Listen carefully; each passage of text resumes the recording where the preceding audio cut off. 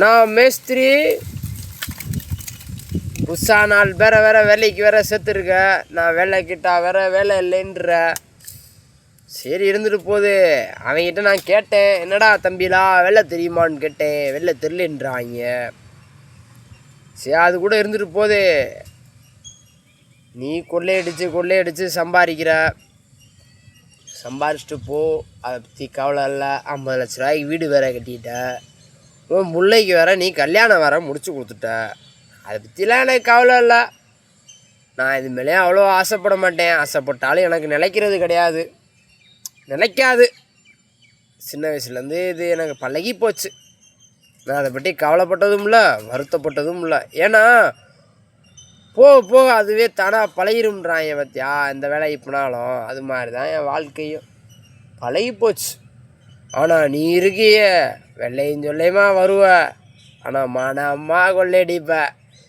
நான் வேலை தெரிஞ்ச என்னைக்கே நீ 700 ரூபா சம்பளம் கொடுத்தியே. வேலை தெரியாதவங்க 4 பேர்கிட்ட வேலைக்கு சேர்த்துருக்க. இவங்களுக்கு நீ எவ்வளோ சம்பளம் தந்துடுவ? பெருசா 400 ரூபா 500 ரூபா கொடுப்பியா? முழுசாக அப்படியே வாங்க அம்மாவில் 300 ரூபா கிடைக்கும். என்ஜாய் தான் நொறுக்கி விடு. எனக்கு எங்கள் அப்பன் பரமசிவன் இருக்கான். எனக்கு எப்போவுமே நான் பிச்சைக்காரனாக இருந்தாலும் சரி, எனக்கு கை கொடுக்க ஒரே ஆள் ஓம் நம சிவாயதே. எனக்கு சொத்து இருக்கோ சுகம் இருக்கோ எது இருக்கோ அதெல்லாம் எனக்கு தேவை கிடையாது.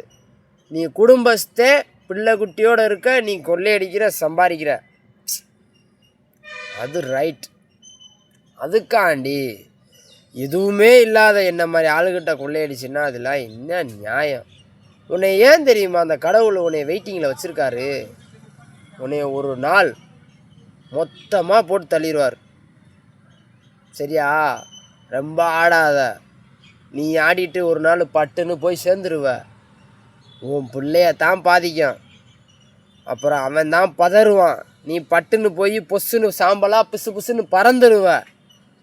பார்த்துரு, கரெக்டாரு.